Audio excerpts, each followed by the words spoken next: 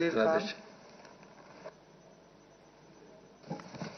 అధ్యక్ష, ఈరోజు చాలా బాధగా ఉంది.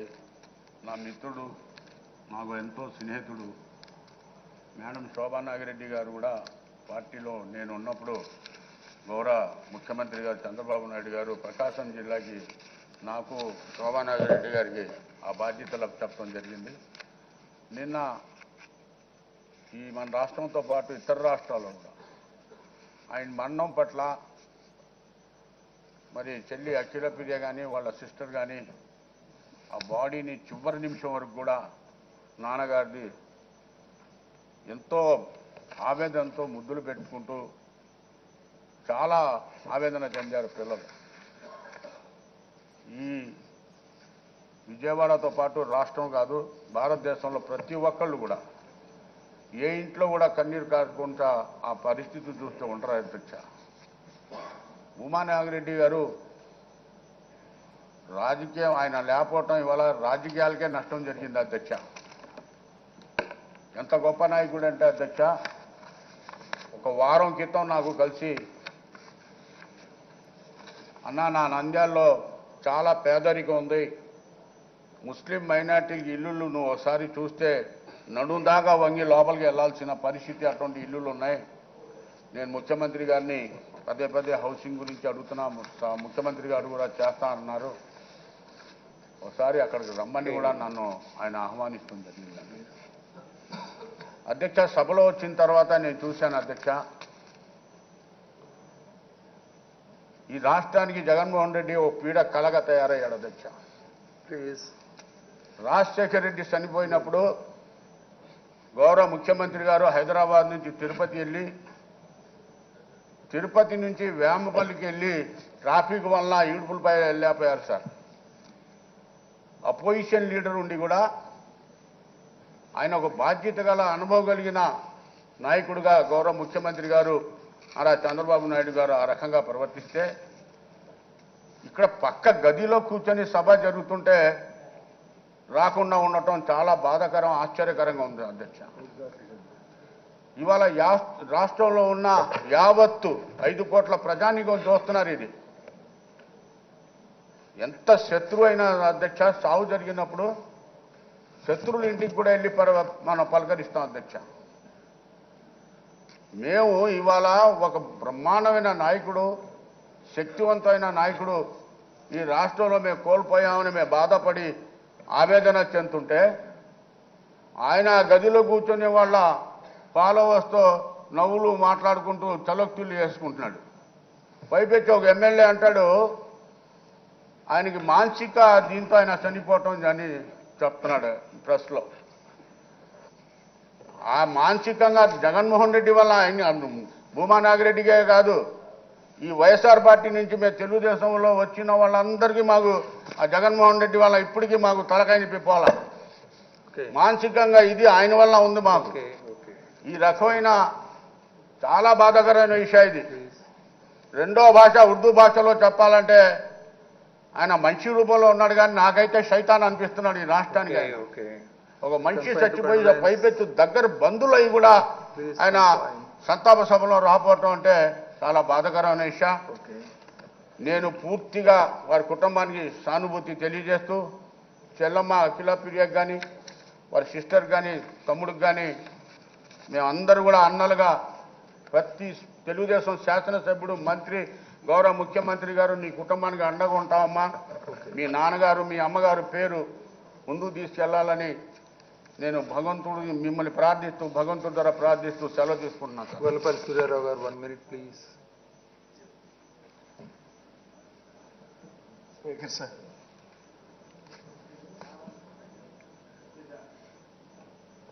ఎవరు కూడా ఇవాళ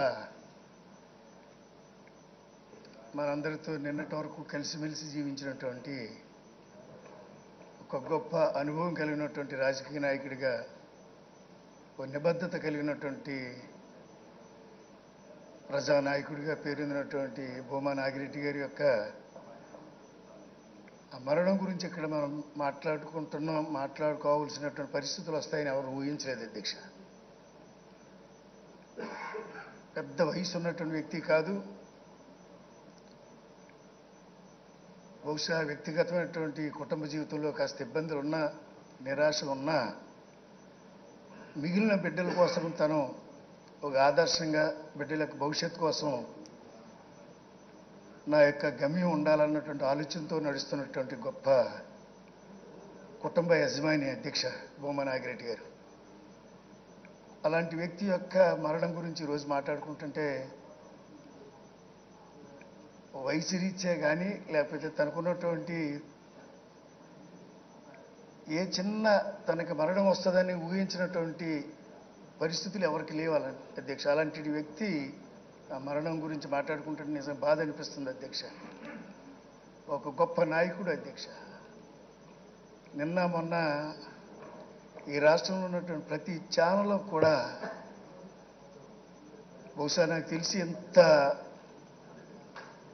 ఒక సాధారణమైనటువంటి ఒక శాసనసభ్యుడు మరణిస్తే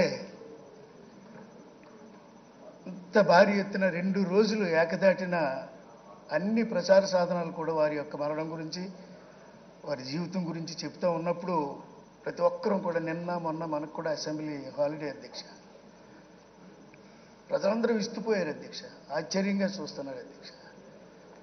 అనుకున్నాం మనుషుడు జీవించడం ఒక ఎత్తు అయితే మరణించిన తర్వాత ఎంతకాలం జీవిస్తాడు అన్నటువంటి కొంతమంది మహానుభావుల గురించి మనం వింటున్నప్పుడు ఆ కోవకి వేళ నాగిరెడ్డి గారి యొక్క జీవితాన్ని మనం విశ్లేషించుకోవచ్చు అధ్యక్ష. అంత గొప్ప నాయకుడిగా, ప్రజాదరణ పొందినటువంటి నాయకుడిగా, మరి ముఖ్యంగా ఈ 2.5 సంవత్సరాల్లో వారుకున్నటువంటి మనకి వారితో ఉన్నటువంటి అనుబంధం కానీ, లేకపోతే వారు పలకరించేటప్పుడు కానీ, లేకపోతే ఏదైనా సందర్భం వచ్చినప్పుడు ఎదురుబెదురు అయినప్పుడు కానీ వారు చూపిస్తున్నటువంటి హావభావాలు కానీ, లేకపోతే మాటలలో ఉన్నటువంటి ఆ మాధుర్యం కానీ, ఆ చూపించే ఆ బాంధవ్యాలు కానీ చూస్తున్నప్పుడు చాలా బాధ అనిపిస్తుంది అధ్యక్ష. నేను అనుకుంటాను వారితో పెద్దగా నాకు ఇప్పుడు వారితో నేను శాసనసభ్యుడికి వెళ్ళిన వారు మామగారు మేము కలిసి పనిచేసే అనుభవం నుంచి బహుశా భూమా వారి ఫ్యామిలీకి, అదేవిధంగా ఎస్వి సుబ్బారెడ్డి గారి కుటుంబం బహుశా తెలుగుదేశం పార్టీతో విడదీయనటువంటి ఒక అనుబంధం బహుశా ఆ భగవంతుడి రాజకీయ వ్యవస్థలో అది నిర్మించారేమని అనుకుంటాను అధ్యక్ష. నేను నిన్న ముఖ్యమంత్రి గారు నాగిరెడ్డి గారి యొక్క భౌతికంగా ఆయన దగ్గర కానీ, వారి కుమారులు లోకేష్ బాబు గారు కానీ నేను కాస్త సెంటిమెంటు, ఈ కుటుంబ బాంధవ్యాలు, మానవ సంబంధ విలువల గురించి కాస్త నేను నాకు కూడా ఎక్కువ ఆలోచిస్తూ ఉంటాను అధ్యక్ష. చిన్న స్థాయి నుంచి వచ్చాం. ఇలాంటి అనుకోని జీవితాలు వచ్చినప్పుడు ఈ జీవితాల యొక్క పరమాత్మత ఏ రకంగా ముందుకు తీసుకెళ్తే బాగుంటుంది అన్నటువంటి ఒక ఆలోచనతో ఉంటాను ఒక్కొక్కసారి నేను అధ్యక్ష.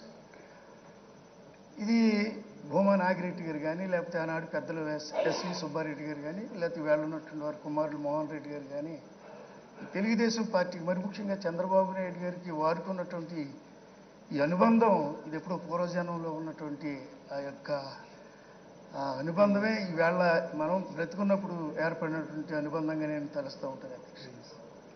చూశాను అధ్యక్ష, మనం కూడా గమనించాం ఎంత అనుబంధం లేకపోతే బహుశా మనకు తెలిసిన తర్వాత చాలామంది యొక్క మరణాల సందర్భంగా మనం ఇక్కడ సంతాప సభలో సంతాపాన్ని వ్యక్తం చేసినవి ఉన్నాయి. కానీ వేళ కేవలం భూమా నాగిరెడ్డి గారి యొక్క ఆ పేరుని స్మరిస్తూ ఆ నామాన్ని మనం ఉచ్చరిస్తూ సభను నిర్వహించుకున్నామే తప్ప మరొక గవర్నమెంట్కి సంబంధించినటువంటి ఏ బిజినెస్ లేకుండా బహుశా నాకు తెలిసి ఇదేనేమో మొట్టమొదట నేను అనుకుంటున్నాను అధ్యక్ష.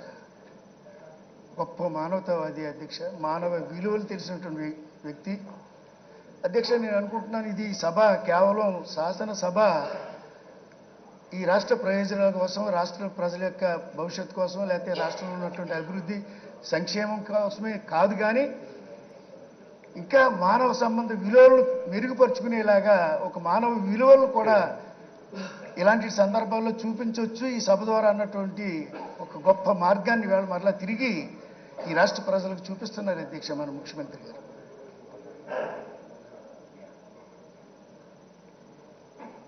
మానవ జన్మ సహజంగా మనకు మరణం సహజం అధ్యక్ష.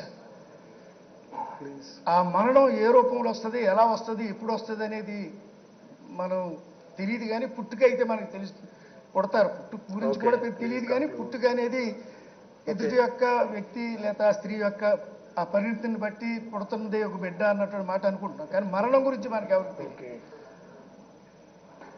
అలా మరణం వచ్చినటువంటి ఈ సందర్భంలో నాగిరెడ్డి గారి గురించి మనం మాట్లాడుకోవడం ప్రతి అణువణువు బాధ అనిపిస్తున్నప్పటికీ ఆ మానవ సంబంధాలు, మానవ విలువలు, కుటుంబ బాంధవ్యాలు, Okay.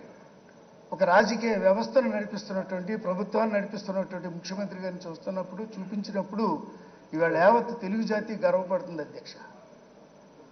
అయితే కనీసం మన ప్రతిపక్షానికి, ప్రతిపక్ష సభ్యులకి ఆ కంపేషన్, కనీసం ఆ క్షమాగుణం కూడా లేదు అధ్యక్ష. Please. ఆ మానవ విలువలు అనేది, ఆ హ్యుమానిటీ అనేది, మానవ ధర్మం అనేది కూడా కనీసం పాటించుకోండి. ఇది శాశ్వతం కాదు అధ్యక్ష, ఈ రాజకీయాలు కానీ లేదా మనిషి యొక్క జీవితం కానీ. ఇలాంటి పరిస్థితుల్లో వాళ్ళు చూపించినటువంటి ఈ భయానకమైనటువంటి ఈ మానవ విలువలకు భిన్నమైనటువంటి ఒక మృగప్రాయమైనటువంటి వికృతమైనటువంటి జీవన విధానానికి ఒక నాంది పలుకుతున్నటువంటి ధోరణి వేళ ప్రతిపక్షం నుంచి చూస్తున్నప్పుడు ఇవాళ మనందరం కూడా అది మనం సిగ్గుపడాలా లేకపోతే బాధపడాలో అర్థం కావట్లేదు అధ్యక్ష. అధ్యక్ష, నేను ఒకసారి పేపర్లో చూశాను, వాళ్ళందరూ గవర్నర్ దగ్గరికి వెళ్ళి Okay, please. ఈ రాజకీయాల్లో అటు ఇటు వచ్చినటువంటి వాళ్ళకి మంత్రులు ఇవ్వద్దని చెప్పేసి వాళ్ళు ప్రకటన ఇచ్చారు అధ్యక్ష. గవర్నర్ గారి దగ్గర ఒక స్టేట్మెంట్ ఇచ్చారని నేను పేపర్లో చదివాను అధ్యక్ష. Okay. అంటే మనుషుల మీద ఎంత కక్ష సాధిస్తారో ఈ ప్రతిపక్ష నాయకుడు కానీ ప్రతిపక్షాలు కానీ అనేది అది ఒక ఉదాహరణగా నేను మీకు మనవి చేస్తున్నాను అధ్యక్ష. అధ్యక్ష, అక్కడి నుంచి కూడా అనేక సందర్భాల్లో భూమా నాగిరెడ్డి గారు మాట్లాడినప్పుడు ఎప్పుడు కూడా ఒక అన్పార్లమెంటరీ వర్డ్ ఎప్పుడు ఆయన నోటంటే మనం వినలేదు అధ్యక్ష. ఎప్పుడు ఎమోషన్ కూడా ఆయన ముఖంలో కానీ ఆయన హావభావాల్లో కానీ మనం చూడలేదు అధ్యక్ష. అలాంటి గొప్ప నాయకుడు సభకు అవసరం అధ్యక్ష. ఇవాళ ఈ రాష్ట్రానికి అవసరం. ఇవాళ రాష్ట్రం ఒక ఛాలెంజ్తో ముందుకు నడిపిస్తున్నటువంటి ఈ తరుణం అలాంటి మహానుభావులు అందరూ, పెద్దలందరూ ముఖ్యమంత్రి గారికి చేతిగా నిలబడమే వారిలో ఉన్నటువంటి ఆ గొప్ప నిబద్ధతకి, వారు ఏ సందర్భాల్లో ఏ పరిస్థితుల్లో ఈ రాజకీయ లేకపోతే ఈ ప్రజా జీవితంలోకి వచ్చారో మనకు ఈజీగా అర్థమవుతుంది అధ్యక్ష. అలాంటి మహానుభావుల పట్ల మరి ఆ వ్యక్తులు లేకపోతే ప్రతిపక్ష పార్టీ లేదా ప్రతిపక్ష నాయకుడు వ్యవహరిస్తున్నటువంటి తీరైతే ఈవేళ మనందరూ కూడా సిగ్గుపడే పరిస్థితులు ఈవేళ మనకి కనపడుతున్నాయి అధ్యక్ష. ఏదేమైనా మరి గొప్ప నాయకుడు భూమా నాగిరెడ్డి గారు వారి సోదరులను కూడా Please cooperate. Please. కోల్పోయారు. అదేవిధంగా 3 బిడ్డలు ఇంకా ఉన్నారు. ఆ బిడ్డలకి నిన్న మన ముఖ్యమంత్రి గారు, అదేవిధంగా మన యువ నాయకులు లోకేష్ బాబు గారు ఇచ్చినటువంటి ఆ భరోసా అయితే మాకందరికీ చాలా ఆనందాన్ని, సంతోషాన్ని ఇచ్చింది అధ్యక్ష. ఎందుకంటే ఎవరి జీవితాలు ఎలా వెళ్తాయో తెలియదు, కానీ మనందరికీ ఒక కుటుంబ సెంటిమెంట్తో నడిపిస్తున్నటువంటి ఈ రాజకీయ తెలుగుదేశం పార్టీ అధినేత లేకపోతే రాష్ట్ర ముఖ్యమంత్రి గారు Please conclude. నాగిరెడ్డి గారి యొక్క మరణం ద్వారా కుటుంబానికి, ఆ బిడ్డలకి ఇచ్చినటువంటి ఆ భరోసా ఈవేళ లక్షలాది మందికి ఒక ఊరటిచ్చినట్టు మాట. కష్టాల్లోనే లేకపోతే ఒక నిబద్ధతతో పనిచేసే నాయకులకి ఎప్పుడు ఈ మానవ సమాజంలో గౌరవం ఉంటుంది, విలువలు ఉంటాయి అనే ఒక ఆత్మవిశ్వాసాన్ని, ఒక ఆత్మధైర్యాన్ని Okay. మనలో తీసుకొచ్చినట్టు ముఖ్యమంత్రి గారిని మనం ముఖ్యంగా మరి అభినందించడం కాదు, కానీ ఆ చూపించినటువంటి ఆ మానవీయతను, ఆ మానవత్వాన్ని, మానవ ధర్మాన్ని ఈవేళ వారి కుటుంబం పట్ల చూపించినటువంటి మాట కోసం నేను అన్నాను. వీళ్ళ ఇద్దరి మధ్యని తెలుగుదేశం పార్టీకి, భూమవారి కుటుంబం లేదా ఎస్వి సుబ్బారెడ్డి గారి కుటుంబానికి ఉన్నటువంటి ఈ బాంధవ్యం, ఇది బహుశా భగవంతుడే నిర్ణయించినటువంటి ఒక బాంధవ్యంగా, ఆ బాంధవ్య నిర్వహణలో ఆ బిడ్డలకు భవిష్యత్తు కోసం కూడా ముఖ్యమంత్రి గారు ప్రత్యేకమైనటువంటి మాట చెప్పడం, ఆ భగవంతుడు, ఆ పరమేశ్వరుడు ఆ బిడ్డలకి తండ్రి లేడు, తల్లి లేదు, నాకు ఎవరు లేరు అన్నటువంటి మాట సహజంగా అనుకుంటున్నప్పటికీ నాకు ఒక పెద్ద అండగా ప్రజా వ్యవస్థ, ప్రజల పక్షాన్ని నిలబడినటువంటి తెలుగుదేశం పార్టీ అధినేత చంద్రబాబు నాయుడు గారు నాకు ఒక ఆత్మీయ తండ్రి అనే ఒక ఆలోచనతో బిడ్డలు బతకాలని, మరణించినటువంటి మనలో లేనటువంటి గొప్ప నాయకుడిగా పేరొందినటువంటి నాగిరెడ్డి గారి యొక్క ఆత్మ ఆ పరలోకంలో శాంతించాలని మనస్ఫూర్తిగా వారికి నేను నివాళులు అర్పించుకుంటూ అవకాశం ఇచ్చిన మీకు ధన్యవాదాలు Nebru garu, 1 తెలియజేస్తాను. minute, please. Just 1 minute.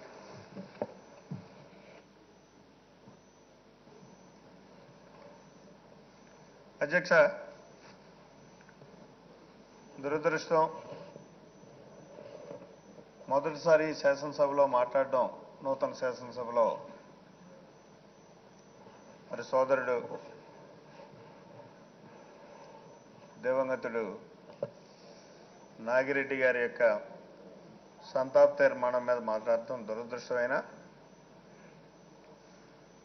ఆయనతోటి సుమారు 3 దశాబ్దాలు అనుబంధం ఉన్నటువంటి వ్యక్తులు ఎక్కువగా ఈ శాసనసభలో ఉన్నాం. అందులో నేను ఒకడిని. మరి ఆయన ఎప్పుడు ఒక నిబద్ధతతో కూడుకున్నటువంటి రాజకీయాలు చేస్తూ తనకంటూ ఒక పొరవడిని ఈ రాష్ట్రంలోనే ఒక గుర్తింపు తెచ్చుకుని రాజకీయాలు సాగించినటువంటి వ్యక్తి. అటువంటి వ్యక్తి అకాల మరణం చెందడం అన్నది ఈ రాష్ట్ర రాజకీయాలకే మరి చాలా నష్టం. అంతేకాకుండా ఆ కుటుంబానికి తీరని లోటు. మరి రాజకీయ నేపథ్యంలో ఉన్నటువంటి ఆ కుటుంబంలో వాళ్ళ సోదరులను కోల్పోతూ సోదరుడు స్థానంలో ఈయన రాజకీయంగా రావడం ఒక దురదృష్టం అయితే, ఈయన ఈరోజు అకాల మరణం చెందడం మరి ఆ రాజకీయ నేపథ్యం ఉన్నటువంటి కుటుంబానికి యావత్ రాష్ట్రం కూడా అండదండలు అందివలసినటువంటి అవసరం ఉంది. అది గౌరవ ముఖ్యమంత్రి గారు ఆ నమ్మకాన్ని కూడా వారి ఇందాక సంతాప తీర్మానంలో మాట్లాడుతూ కల్పించినటువంటి పరిస్థితికి మరి ధన్యవాదాలు. అంతేకాకుండా నాగిరెడ్డి గారు చనిపోవడం ఒక దురదృష్టం అయితే, ఆ దురదృష్టానికి ఈరోజు దుర్దినంగా కూడా మనం భావించాల్సినటువంటి పరిస్థితులు కనిపిస్తున్నాయి ఇక్కడ. ఎందుకంటే ఆంధ్ర రాష్ట్రమే కాదు, యావత్ భారతదేశమే కర్మభూమి. మరి కర్మభూమిలో కనీసం కష్టంలో ఉన్నప్పుడు ఎంతటి శత్రువునైనా సరే సానుభూతి వచనాలతోటి వాళ్ళని మనశ్శాంతి కలిగించేటటువంటి ప్రయత్నం చేయడం మానవతా ధర్మం. అటువంటి మానవత్వాన్ని కోల్పోయి ఈరోజు ఈ శాసనసభలో సంతాప తీర్మానానికి మరి ప్రధాన ప్రతిపక్షం హాజరు కాకపోవడం అన్నది ఒక దురదృష్టంగా భావిస్తున్నాను. ఇందాక సోదరుడు జలీల్ ఖాన్ చెప్పినట్టుగా ఆనాడు ప్రతిపక్ష నాయకుడిగా ఈనాటి ముఖ్యమంత్రి గారు మరి ట్రాఫిక్లో ఇరుక్కుని తన సంతాపాన్ని తెలియజేయడానికి ఆగమేఘాల మీద హైదరాబాద్ నుంచి తిరుపతి నుంచి ఇడుపులపై వెళ్ళడానికి ప్రయత్నం చేసినటువంటి సందర్భం ఆ రోజుల్లో మనం పత్రికల్లో కానీ టీవీల్లో కానీ చూసినటువంటి పరిస్థితి. అంటే మానవత్వం ఉన్నటువంటి మనిషి చేయాల్సినటువంటి బాధ్యత అది. అటువంటిది ఇవాళ తనతో శాసనసభ్యుడిగా పనిచేయడమే కాకుండా ఈ శాసనసభలో తన రాజకీయ జీవితానికి నాంది పలికిన రోజుల్లో తనకు ఒత్తాసుగా ఉండి ఎంతో ఉపయోగపడ్డటువంటి రాజకీయ పరిణితి చెందడానికి అంతో ఎంతో అతను ఉపయోగపడినటువంటి ఒక వ్యక్తి అకాల మరణం చెందితే వాళ్ళ సంతాపం తెలియజేయడం, వ్యక్తం చేయడానికి కూడా నోచుకోనటువంటి మరి పరిస్థితులు ఉన్నాయంటే ఇది ఒక దుర్దినంగానే భావించాల్సినటువంటి అవసరం ఉంది. అధ్యక్ష, ఇక్కడ మాకు ఆయన చేసినటువంటి ఆ చర్య వల్ల మీకు కూడా విన్నవించుకోవడానికి అవకాశం కలిగింది. మేము ఆయన్ని విభజించి బయటికి రావడానికి గల కారణం ఈ టైప్ ఆఫ్ నేచరే అని చెప్పేసి అని చెప్పక తప్పటంలే. సందర్భం కాకపోయినా ఆయన యొక్క ఏక నాయకత్వం, ఏకపక్ష నిర్ణయం అది నియంత్రిత పోకళ్ళకే పోతుంది. అదే నిర్ణయంతో ఇవాళ ఇక్కడికి రాలేకపోయాడు అని చెప్పేసి అని అనుకుంటున్నా. ఒక పక్క మరి నాగిరెడ్డి కుటుంబ సభ్యులకి, నాగిరెడ్డి గారి కుటుంబానికి నా ప్రగాఢ సంతాపాన్ని తెలియజేస్తూ, ఇంకొక పక్క నాగిరెడ్డి గారి ఆత్మ ఈ శాసనసభలో నిస్వార్థంగా, నిష్కల్మషంగా మనం చేసినటువంటి ప్రగాఢ సానుభూతిని వ్యక్తం చేసినటువంటి పరిస్థితుల వల్ల ఆయన ఆత్మ శాంతి కలుగుతుంది అని చెప్పేసి విశ్వసిస్తూ, ఆ శాంతి కలగడానికి గల కారణం ఏంటంటే నటనతో కూడుకున్నటువంటి వాదార్పులతో ప్రామాణికంగా పెట్టుకుని రాజకీయాలు చేస్తున్నటువంటి వ్యక్తి సానుభూతి వచ్చినా ఇక్కడ పలకనటువంటి సందర్భంలో నాగిరెడ్డి గారి యొక్క ఆత్మ నిజంగా ఇది కలుగుతుంది అని చెప్పేసి తెలియజేసుకుంటూ ఈ అవకాశం కల్పించినటువంటి మీకు నా ధన్యవాదాలు తెలియజేసుకుంటూ సెలవు తీసుకుంటాను. కల్పన.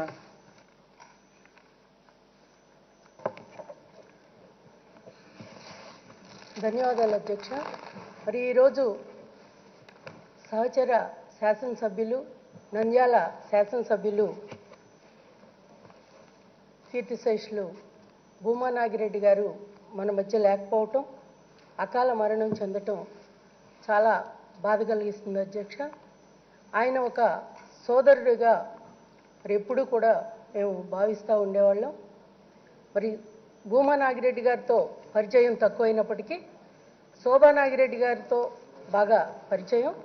శోభా నాగిరెడ్డి గారు నేను ఒక 2 సంవత్సరాలు మరి తెలుగుదేశం పార్టీలో ఉన్నప్పుడు ప్రకాశం జిల్లాకి ఇన్ఛార్జీలుగా మేము పనిచేయటం జరిగింది. ఆమె ప్రధాన కార్యదర్శిగా, నేను కార్యనిర్వాహక కార్యదర్శిగా. ఆ సమయంలో మేము భార్యాభర్తలు ఇద్దరూ రాజకీయాల్లో ఉంటే పరిస్థితులు ఎలా ఉంటాయో అనేది చర్చించుకుంటూ ఉండేవాళ్ళం. భూమా నాగిరెడ్డి గారిని నేను అప్పుడు అనుకుంటూ ఉండేదాన్ని. ఆయన ఒక ఆదర్శమైన రాజకీయాలు చేయటమే కాకుండా స్ఫూర్తిదాయక రాజకీయాలు కూడా చేశారు. ఆయన మా అందరికీ కూడా స్ఫూర్తి ప్రదాత. ఎందుకంటే ఆయన రాజకీయాల్లో భార్యని ఎంతో ప్రోత్సహించి తనతో పాటు అతి చిన్న వయసులోనే భార్యాభర్తలు ఇద్దరూ కూడా మరి రాజకీయాల్లో సుదీర్ఘమైన రాజకీయ చరిత్ర ఉన్న దంపతులు. దంపతులిద్దరూ కూడా మాకు ఆదర్శం అని చెప్పి తెలియజేస్తా ఉన్నా. అప్పుడు నేను ఆమెని ఒక మాట అడిగేదాన్ని, ఎలా ఉంటుంది అని అంటే, నేను కార్యక్రమాలు చూసుకుని ఇంటికి వెళ్తే ఆయన కార్యక్రమాలు చూసుకోవటానికి ఇంటి నుంచి బయటికి వెళ్తూ ఉండేవాళ్ళు. ఎక్కువ సమయం బయటే గడుపుతూ ఉంటాం. కలిసి ఉండటానికి చాలా తక్కువ సమయం మాకు లభిస్తుందని చెప్పి చెప్తూ ఉండేవారు. మరి ఈరోజు శోభా నాగిరెడ్డి గారు కానీ, భూమా నాగిరెడ్డి గారు కానీ వారి రాజకీయ జీవితంలో మరి ఎంతో పేదలకి సేవ చేస్తూ మరి తెలుగు రాష్ట్రాల్లోనే కాకుండా నిన్న చూస్తే మరి తెలంగాణ రాష్ట్రం నుంచి కూడా ముఖ్యమంత్రి గారు ఆయన రాలేకపోయినప్పటికీ ఉప ముఖ్యమంత్రి గారు కడియం శ్రీహరి గారిని నివాళులర్పించడానికి పంపించడం జరిగింది. మరి యావత్ తెలుగు రాష్ట్రాల ప్రజలు మరి నిన్న భూమా నాగిరెడ్డి గారి మరణ వార్త విన్న తర్వాత దిగ్భ్రాంతికి గురవటం, మరి ఇంత చిన్న వయసులోనే ఇద్దరు భార్యాభర్తలు ఇద్దరూ కూడా రాజకీయాల్లోనే మరి శాసన సభ్యులుగా ఉన్నప్పుడు భూమా నాగిరెడ్డి గారు, అదేవిధంగా ప్రచారంలో ఉండగా శోభా నాగిరెడ్డి గారు ఇద్దరూ మరణించటం చాలా దురదృష్టకరం. మరి రాజకీయాల్లో వారి జీవితం మరి అంతమైపోవటం, రాజకీయాలకే వారి జీవితాన్ని అంకితం చేసిన పరిస్థితిని మనం చూస్తూ ఉన్నాం. ఇలాంటి పరిస్థితుల్లో మాకు బాధ కలిగించిన విషయం, మరి ప్రతిపక్ష నాయకులు జగన్మోహన్ రెడ్డి గారు సంతాపం తెలియజేయటానికి, సంతాప తీర్మానంలో మాట్లాడటానికి ఇక్కడ లేకపోవటం. మరి పెద్దలు ఇంతకుముందు మాట్లాడిన వాళ్ళు శాసనసభ్యులు చెప్పినట్టు ముఖ్యమంత్రి చంద్రబాబు నాయుడు గారు ఆ రోజు ప్రతిపక్ష నాయకుడిగా ఉన్నప్పటికీ రాజశేఖర రెడ్డి గారు చనిపోయినప్పుడు ఆగమేఘాల మీద మరి ఆయన పార్థివ దేహాన్ని చూడటం కోసం వెళ్ళటం, మరి ట్రాఫిక్లో ఇరుక్కుపోయి లేకపోయినప్పటికీ ఆయనలో ఉన్న తపన, ఆయనలో ఉన్న మానవతా దృక్పథం మనకి అర్థమవుతా ఉంది. ఆయన పెద్ద మనసుకి ఇది నిదర్శనం, ఆయన సంస్కారానికి ఇది నిదర్శనం. అదేవిధంగా మరి తనతో పాటు ఎంతో కాలం శాసనసభ్యులుగా ఉండి ఈరోజు ఆయన ఆచార వ్యవహారాల్లో నచ్చక ఆయనతో డిఫర్ అయిన సందర్భంగా మరి ఆయన మరణించినప్పుడు భూమా నాగిరెడ్డి గారు ఆయన సంతాప తీర్మానంలో మరి ప్రసంగించకపోవటం, సంతాపం తెలియజేయకపోవటం ఆయన కుసంస్కారానికి నిదర్శనం అని చెప్పి మేము భావిస్తూ ఉన్నాం. మరి ఇలాంటి దుస్సాంప్రదాయానికి ఆయన దుస్సాంప్రదాయాన్ని ఈరోజు ప్రారంభించినట్లు అయింది. రాష్ట్ర ప్రజలందరూ కూడా గమనిస్తూ ఉన్నారు. ఇలాంటి దుస్సంప్రదాయాలకి ఫుల్ స్టాప్ పెట్టాలి. మరి అలాంటి సాంప్రదాయాల్ని ప్రారంభిస్తున్న ప్రతిపక్ష నేతతో ఉండలేకే మేమందరం కూడా డిఫర్ అయ్యామని చెప్పి ఈరోజు మేము తెలియజేస్తూ ఉన్నాం.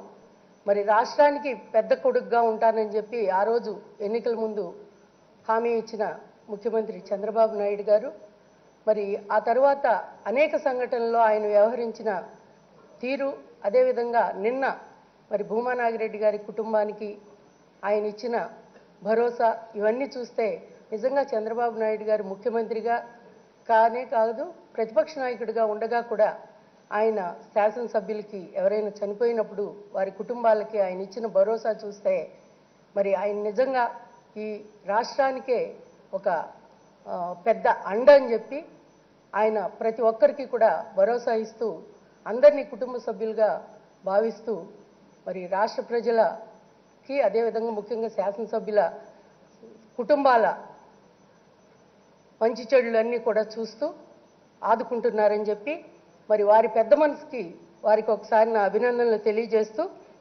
మరి ఈరోజు వారి కుటుంబ సభ్యులైనటువంటి అఖిలప్రియ కుమార్తె అఖిలప్రియ, అదేవిధంగా మోనిక కుమారుడు, వారి ముగ్గురు కూడా తల్లి తండ్రి లేకపోయినప్పటికీ మరి చింతించక తండ్రి లాగా నేను ఉంటానని చెప్పి భరోసా ఇచ్చిన ముఖ్యమంత్రి గారు, అదేవిధంగా మేమందరం కూడా మీకు అండగా ఉంటామని చెప్పి తెలియజేసుకుంటూ వారి కుటుంబానికి నా ప్రగాఢ సంతాపాన్ని తెలియజేస్తూ మరి భూమా నాగిరెడ్డి గారి ఆత్మకి శాంతి చేకూరాలని చెప్పి ఆ భగవంతుని ప్రార్థిస్తూ సెలవు తీసుకుంటాను. అఖిల ప్రియ.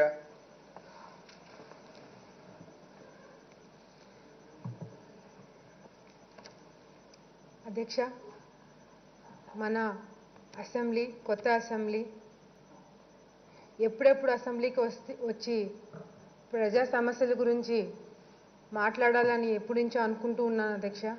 కానీ మొదటిసారి కొత్త అసెంబ్లీలో ఇలాంటి పరిస్థితుల్లో మా నాన్నగారి గురించి మాట్లాడతానని నేను ఎప్పుడూ అనుకోలేదు. భూమా నాగిరెడ్డి గారు పుట్టినప్పటి నుంచి అధ్యక్ష ఏదో ఒక సమస్య ఎప్పుడు మాకు వస్తూనే ఉంది అధ్యక్ష. చిన్న వయసులోనే మరి మా నాన్నగారు తండ్రిని కోలుకున్నారు. ఆ తర్వాత మెల్లిమెల్లిగా పాలిటిక్స్లో వస్తూ వస్తూ ఒక్కొక్క బ్రదర్ని కూడా కోలుకుంటూ వచ్చారు అధ్యక్ష. ఆ 4 సంవత్సరాల్లోనే మరి ముగ్గురు అన్నలు చనిపోయారు అధ్యక్ష. ఆ సందర్భంలో మా కుటుంబ సభ్యుల వేరే వాళ్ళు వచ్చి ఆస్తి పంచేయండి అని చెప్పి అన్నప్పుడు, ఆస్తి కావాలంటే మీరు తీసుకోండి, మా అన్న పిల్లల్ని నాకు ఇచ్చేయండి, నేను పెంచుకుంటానని చెప్పి ఆ రోజు మా నాన్నగారు అనడం జరిగింది అధ్యక్ష. ఎప్పుడైతే బాధ్యత తీసుకున్నారో మా నాన్నగారు, అప్పటి నుంచి అధ్యక్ష మా పెద్దనాన్న పిల్లలందరినీ కూడా మాతో సమానంగా పెంచడం జరిగింది. వాళ్ళందరికీ పెళ్లిళ్ళు చేయడం జరిగింది. ఇప్పుడు కూడా ఎటువంటి చిన్న సమస్య వచ్చినా కూడా అందరూ వచ్చి ఇంట్లో ఉంటారు అధ్యక్ష. ఈరోజు శోభా నాగిరెడ్డి గారు చనిపోయిన తర్వాత కూడా నేను మొదటిసారి అసెంబ్లీకి వచ్చినప్పుడు నాకు భయం అనేది అనిపించలేదు అధ్యక్ష. మా నాన్న ఉన్నాడని ఒక ధైర్యం ఉన్నింది. ఆయన చేయి పెట్టుకొని నేను మొదటిసారి అసెంబ్లీకి వచ్చినప్పుడు కూడా నా చేయి పెట్టుకొని అందరి దగ్గరికి తీసుకొని వెళ్ళి ప్రతి ఒక్కరిని పరిచయం చేసి మరి అందరికి కూడా దగ్గర చేయడం జరిగింది అధ్యక్ష. మరి ఇలాంటి రోజు ఒకటి వస్తుందని నన్ను ముందే ఊహించి నన్ను అందరికీ దగ్గర చేశారని నేను అనుకుంటున్నాను అధ్యక్ష. మా అబ్బ చనిపోయినప్పుడు ధైర్యంగా ఉన్నాడు అధ్యక్ష. అప్పుడు ఫ్యాక్షన్ జరుగుతుంది, చాలా గొడవలు ఉన్నాయి. మరి వాళ్ళ అన్నలు చనిపోయినప్పుడు కూడా ధైర్యంగా నిల్చున్నాడు అధ్యక్ష. శోభా నాగిరెడ్డి గారితో మ్యారేజ్ అయిన తర్వాత మా అమ్మ నాన్న ఇద్దరు కలిసి ఈరోజు ఇంత స్థాయికి మా కుటుంబంని ఎన్ని కష్టాలు ఉన్నా కూడా తీసుకురావడం జరిగింది అధ్యక్ష. ఎప్పుడైతే మరి మా అమ్మ చనిపోయినారో అప్పటి నుంచి మా నాన్న కోలుకోలేకపోయారు అధ్యక్ష. అటు ఎంత బిజీగా ఉంటే ఆయన మర్చిపోతాడని చెప్పి మేము అనుకున్నాం అధ్యక్ష. కానీ బయటికి చాలా ధైర్యంగా ఉన్నా రోజు రాత్రి మా అమ్మ ఫోటోకి దండం పెట్టి దీపం పెట్టకపోతే పడుకోడు అధ్యక్ష. ఎలా దీన్ని మేము ఎంత ట్రై చేసినా కూడా ఆయన అందులో నుంచి బయటికి రాలేకపోయాడు అధ్యక్ష. దాంతో మెల్లిమెల్లిగా హెల్త్ కూడా పాడవుతూ వచ్చింది అధ్యక్ష. లాస్ట్ 1 వీక్ కూడా మరి నాన్న హాస్పిటల్లోనే ఉన్నారు అధ్యక్ష.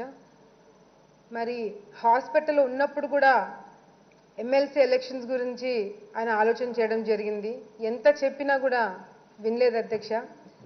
ఆఖరికి టెలికాన్ఫరెన్స్లో కూడా హాస్పిటల్ బెడ్ మీద ఉండి ఆక్సిజన్ మాస్క్ పెట్టుకొని కూడా ఆయన టెలికాన్ఫరెన్స్లో అన్నీ వింటూ మరి మాట్లాడడం కూడా జరిగింది అధ్యక్ష. ఆయన చివరిగా ఆయన హాస్పిటల్ బెడ్ మీద ఉన్నప్పుడు కూడా అధ్యక్ష, నంద్యాల హౌసింగ్ నేను ఎట్లా సర్వే చేపిస్తున్నాను, ఏ విధంగా మనం పనులు చేయాలి అని నిద్ర కూడా పోకుండా కూర్చొని నాకు చెప్తున్నప్పుడు నాకు అర్థం కాలేదు అధ్యక్ష. ఎందుకు దీని గురించి ఆలోచిస్తున్నాడో నాకు అర్థం కాలేదు. అదేవిధంగా మరి డిశ్చార్జ్ చేసినప్పుడు కూడా డాక్టర్లు వద్దు, ఎటువంటి పరిస్థితుల్లో మీరు ట్రావెల్ చేయకూడదు అని చెప్పడం జరిగింది అధ్యక్ష. కానీ లేదు, ఎటువంటి పరిస్థితుల్లో ఒక్కరోజు నేను వెళ్ళేసి వస్తానని చెప్పి డాక్టర్ల దగ్గర నుంచి పర్మిషన్ తీసుకొని మేము ఎంత చెప్తున్నా కూడా వినకుండా విజయవాడకి వెళ్ళడం జరిగింది అధ్యక్ష. ఆయనతో పాటు మరి నంద్యాలకు సంబంధించిన కౌన్సిలర్లని తర్వాత ఎంపీటీసీని కూడా తీసుకెళ్ళడం జరిగింది అధ్యక్ష. తీసుకొని వెళ్ళి మరి ముఖ్యమంత్రి గారి అపాయింట్మెంట్ తీసుకొని వాళ్ళందరినీ కూడా ముఖ్యమంత్రి గారికి కల్పించడం జరిగింది అధ్యక్ష. నేను అనుకోవడము ఆయన చివరి కోరిక మరి ముఖ్యమంత్రి గారికి తెలియజేయాలని వెళ్ళినట్టుగా అనిపించింది అధ్యక్ష. నాకు కౌన్సిలర్స్ అందరికి కూడా భరోసా ఉంటుందని చెప్పి వాళ్ళందరినీ కూడా తీసుకొని వెళ్ళి ముఖ్యమంత్రి గారిని కల్పించారు అధ్యక్ష. నిజంగా అంటే అంత కమిట్మెంట్, అంత ప్రజల గురించి ఆలోచించే వ్యక్తి నాకు తండ్రి అన్నందుకు నేను చాలా గర్వపడుతున్నా అధ్యక్ష. ఈరోజు సభలో ఇంతమంది పెద్దలు నా తల్లిదండ్రుల గురించి ఇంత గొప్పగా చెప్తుంటే నా మీద బాధ్యత ఇంకా ఎక్కువ పెరిగింది అధ్యక్ష. కానీ నేను ఈరోజు చాలా గట్టి నిర్ణయం తీసుకొని ఇక్కడికి రావడం జరిగింది అధ్యక్ష. నేను అసెంబ్లీకి నన్ను రమ్మని చెప్పి కూడా ఎవరు అడగలేదు అధ్యక్ష. కానీ మా అమ్మ కానీ మా నాన్న కానీ నా పొజిషన్లో ఉంటే ఇదే పని చేస్తారని అనుకుని నేను ఈరోజు తమ్ముడిని చెల్లిని నేను నా కుటుంబ సభ్యులకి అప్పచెప్పి ఈరోజు ఇక్కడికి రావడం జరిగింది అధ్యక్ష. ఎందుకంటే ఈరోజు నాకున్న బాధ్యత మరి శోభా నాగిరెడ్డి గారు చనిపోయిన తర్వాత నా తల్లి ఏదైతే హామీలు ఇచ్చిందో, ఏదైతే నేను నా కార్యకర్తలకి అండగా నిల్చోవాలని చెప్పి మెల్లిమెల్లిగా నేను స్టెప్ బై స్టెప్ తీసుకుంటూ ఈరోజు ఆలగడ్డలో కొంచెం నా కార్యకర్తలు నా మీద నమ్మకం కలిగి వస్తున్న రోజుల్లో ఇప్పుడు నాన్న బాధ్యత కూడా నా మీద పడింది అధ్యక్ష. కానీ నిన్నటి నుంచి అధ్యక్ష నేను ఎక్కడ భయపడట్లేదు అధ్యక్ష. ఎందుకంటే మా అమ్మ నాన్న వదిలేసి నాకు ఈ బాధ్యత పెట్టారు అంటే నేను తప్పకుండా వాళ్ళ ఎక్స్పెక్టేషన్స్కి నేను పనులు చేయాలని ఒక గట్టి నిర్ణయం తీసుకోవడం జరిగింది అధ్యక్ష. ఏదైతే నా తల్లిదండ్రులను తలుచుకొని నేను ఏడ్చానో అది నిన్నటి వరకే అధ్యక్ష. మళ్ళీ నా తండ్రిని తలుచుకొని నేను ఏడవకూడదని చాలా గట్టి నిర్ణయం తీసుకున్నా అధ్యక్ష.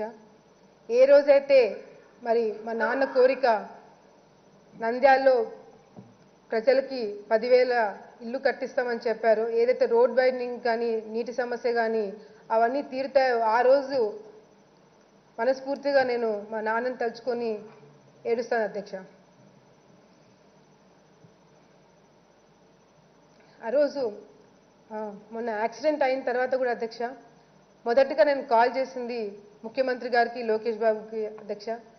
ఎందుకంటే నంద్యాలలో ఎక్విప్మెంట్ సరిగ్గా లేకపోవడం వల్ల ఎయిర్ లిఫ్ట్ చేస్తే ఏదన్నా అవకాశం ఉంటుంది అనే ఒక ఉద్దేశంతో నేను ఫోన్ చేసి మరి హడావిడిగా ముఖ్యమంత్రి గారితో, లోకేష్ గారితో మాట్లాడినప్పుడు చాలా బ్రేక్ డౌన్ అయ్యి ఏడ్చేశాను అధ్యక్ష. ముఖ్యమంత్రి గారు నువ్వేం భయపడకమ్మా, తప్పకుండా అన్ని ఏర్పాట్లు చేస్తాను, నువ్వు ధైర్యంగా ఉండని చెప్పి ఫోన్ పెట్టేసిన హాఫ్ అన్ అవర్కి చాపర్ కానీ హెలికాప్టర్ అన్ని రెడీ చేసి డాక్టర్ టీం అంతా రెడీ చేసి పెట్టారు అధ్యక్ష. ఎప్పుడైతే డాక్టర్స్ నాన్నని షిఫ్ట్ చేస్తారో ఇమీడియట్గా హైదరాబాద్కి తీసుకెళ్దామని అనుకున్నాము. కానీ మా దురదృష్టము నాన్న కండిషన్ స్టేబుల్ కాలేదు అధ్యక్ష. ఆయన హార్ట్ బీట్ ఆగిపోయిందని చెప్పిన తర్వాత కూడా మేము డాక్టర్ని బంగిపోయాము అధ్యక్ష. ఇంకొకసారి ట్రై చేయండి అని 2 గంటల సేపు ట్రై చేపిస్తూనే ఉన్నాం అధ్యక్ష. ఎందుకంటే పంప్ చేస్తుంటే హార్ట్ బీట్ వస్తుంది, చేయి తీసేస్తుంటే హార్ట్ బీట్ పోతుంది అధ్యక్ష. కానీ అదే హాస్పిటల్లో అదే బెడ్ మీద, ఏ బెడ్ మీద అయితే మా మదర్ చనిపోయారో అదే బెడ్ మీద మా ఫాదర్ కూడా చనిపోయారు అధ్యక్ష. వాళ్ళిద్దరూ మేడ్ ఫర్ ఈచ్ అదర్ అధ్యక్ష. మా అమ్మ చనిపోయిన తర్వాత కూడా 3 సంవత్సరాలు మా నాన్న ఉన్నాడు అంటే అది మా కోసమే అని అనిపిస్తుంది అధ్యక్ష. లేకపోతే ఆమె లేకుండా ఆయన ఉండలేడు. కానీ ఈరోజు మేము నిన్న కూడా రిపోర్టర్ ఎవరో ఒక అతను వచ్చి ఈ తల్లి లేదు, తండ్రి లేదు, ఇప్పుడు మీరు అనాథ అయినారు, మీకు ఎలా అనిపిస్తుందని అడిగినప్పుడు మా అమ్మ నాన్న చనిపోయినప్పుడు 1000 మంది జనాలు వచ్చినారు, కార్యకర్తలు ఎంతోగా ఏడుస్తున్నారు, ఎక్కడినిక్కడి నుంచో మరి నేతలందరూ వచ్చి నాకు ధైర్యం చెప్తున్నారు. లోకేష్ గారు ఒక రోజు మొత్తము నంద్యాలలో ఉన్నారు, మరి ముఖ్యమంత్రి గారు వచ్చి పొద్దు నుంచి సాయంత్రం వరకు ఉన్నారు. ఇంతమంది ఇంత భరోసా ఇచ్చినప్పుడు నేను అనాథని కాదని ఆ రోజు నేను నిన్న ఆయన వాళ్ళకి చెప్పడం జరిగింది అధ్యక్ష.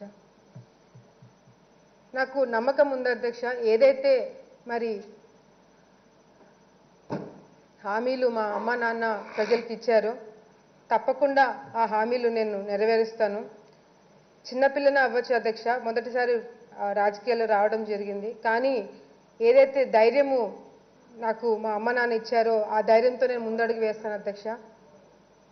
తప్పకుండా మరి ఆ సమస్యలన్నీ కూడా నేను తీరుస్తానని మీ ద్వారా ప్రజలందరికీ కూడా నేను తెలియజేసుకుంటున్నాను అధ్యక్ష. అదేవిధంగా ఈరోజు చాలా నాకు భరించలేనంత బాధ మనసులో ఉన్నా కూడా అధ్యక్ష, ఆ బాధనంతా కూడా కసిగా మార్చి అదంతా కూడా నేను చేసే కార్యక్రమంలో పెట్టి ప్రజలందరికీ కూడా మా అమ్మ నాన్న పేరు ఎప్పటికీ గుర్తుండిపోయేలాగా నేను పనులు చేస్తామని ఈ సభలో మీ అందరికీ కూడా నేను తెలియజేసుకుంటున్నాను అధ్యక్ష. అదేవిధంగా అధ్యక్ష, ఈరోజు నాతో పాటు నేను ఎక్స్పెక్ట్ చేశాను అధ్యక్ష, ప్రతిపక్షం నుంచి మరి ఎవరైనా మాట్లాడతారని చెప్పి నేను ఎక్స్పెక్ట్ చేశాను. నాతో పాటు రాష్ట్రంలో ప్రతి ఒక్కరు కూడా ఎక్స్పెక్ట్ చేశారు అధ్యక్ష. ఎందుకంటే జగన్మోహన్ రెడ్డి గారు మరి జైల్లో ఉన్నప్పుడు మమ్మల్ని వదిలేసి మా అమ్మ ఎప్పుడు మరి పార్టీకి సేవలు చేసింది అధ్యక్ష. ఇంటికి వచ్చి మమ్మల్ని పట్టుకొని ఏడ్చేది, సారీ అని చెప్పి ఏడ్చేది. అదేవిధంగా మా నాన్నగారు కూడా ఎప్పుడైతే పార్టీ జగన్మోహన్ రెడ్డి గారితో ఉన్నామో చాలా కమిట్మెంట్తో పనిచేయడం జరిగింది అధ్యక్ష. కొన్ని గవర్నమెంట్తో ఏదైనా విభేదాలు ఉండి రాలేకపోయినా, లేకపోతే ఏదైనా డిఫరెన్సెస్ ఉన్నా రాలేకపోతే అది వేరే అధ్యక్ష. కానీ ఈరోజు భూమా నాగిరెడ్డి గారి గురించి మాట్లాడాల్సి వస్తుందని రాకపోవడం అనేది నాకు చాలా బాధగా ఉంది అధ్యక్ష. ఎందుకంటే దీనికోసమా మాకు ఏదైనా మర్యాద వాళ్ళు ఇచ్చేది అని నాకు అనిపిస్తుంది అధ్యక్ష. అది వాళ్ళకే వదిలేస్తున్నాను. కానీ చివరిగా నేను ముఖ్యమంత్రి గారిని ఒకటే కోరుకుంటున్నాను అధ్యక్ష, ఆయన కూడా నాకు హామీ ఇవ్వడం జరిగింది. నంద్యాలకు సంబంధించి ఏదైతే మరి మా నాన్నకి చివరి కోరిక ఆయనతోనే చెప్పుకున్నారు కాబట్టి అది నెరవేరుస్తానని చెప్పి ఆయన కూడా నాకు హామీ ఇవ్వడం జరిగింది. తప్పకుండా మరి అది త్వరలోనే అయిపోతే బాగుంటుందని నేను వాళ్ళని కోరుకుంటూ మరి మా అమ్మ నాన్న ఆత్మకి శాంతి కలగాలని నేను కోరుకుంటూ సెలవు తీసుకుంటున్నాను.